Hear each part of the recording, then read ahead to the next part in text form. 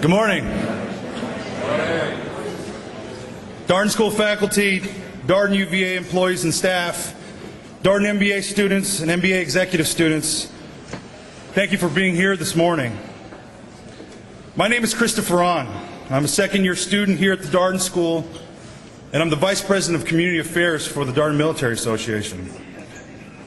I wanted to say a few words today as we prepare for this weekend and the 10th anniversary of 9/11.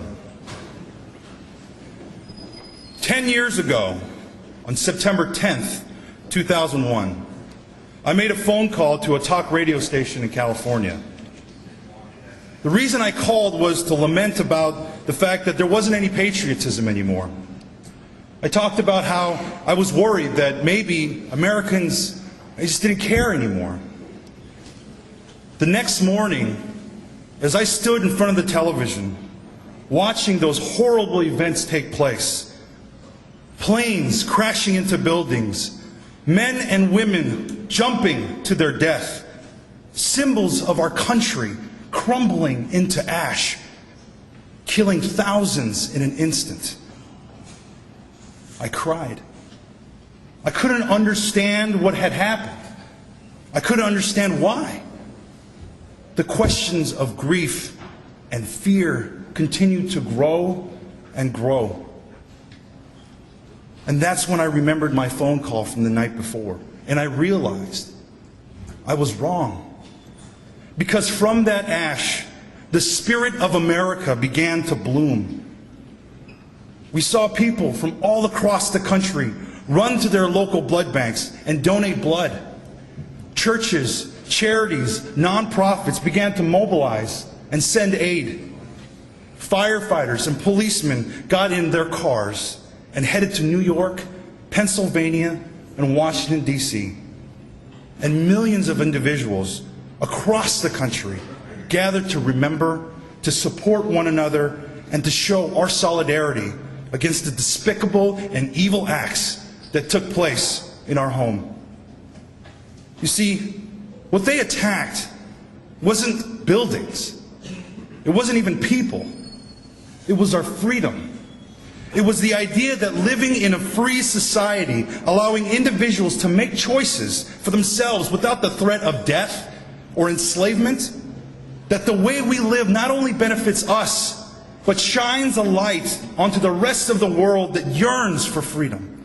That is what they attacked. For the past 10 years, we drew a line in the sand and stood shoulder to shoulder and said one thing: no, we will not yield to threats. We will not stand down to fear. Our liberty and our way of life will never be taken from us.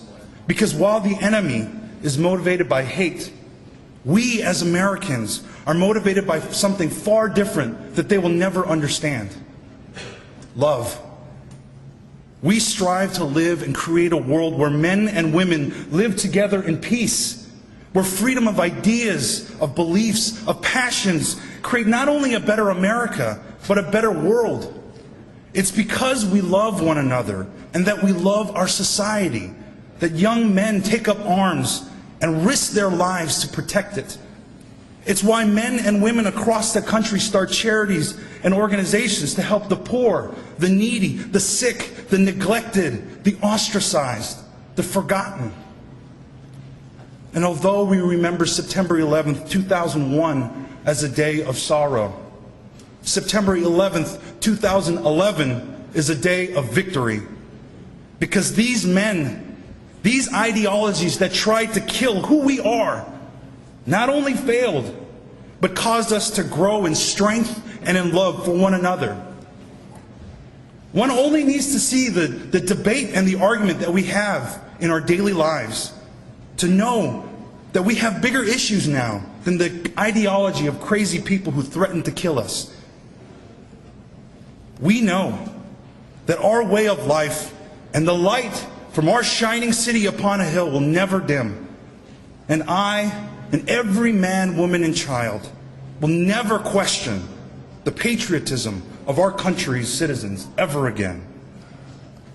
So now, let us take a moment of silence as we remember those we have lost on September 11th, 2001, and all of the men and women who have given their lives to make our lives free.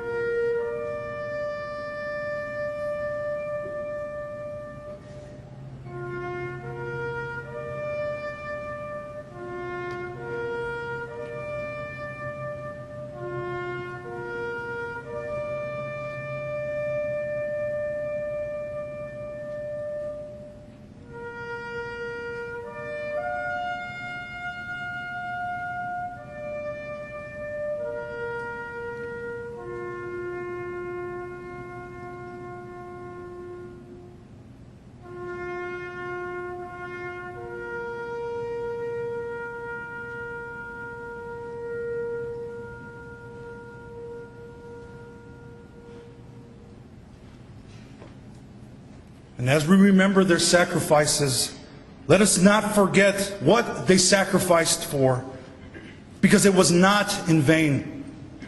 It is for days like today where we remember and we also rejoice, because it is also a happy day, my friends. It is a day we celebrate freedom. Thank you very much.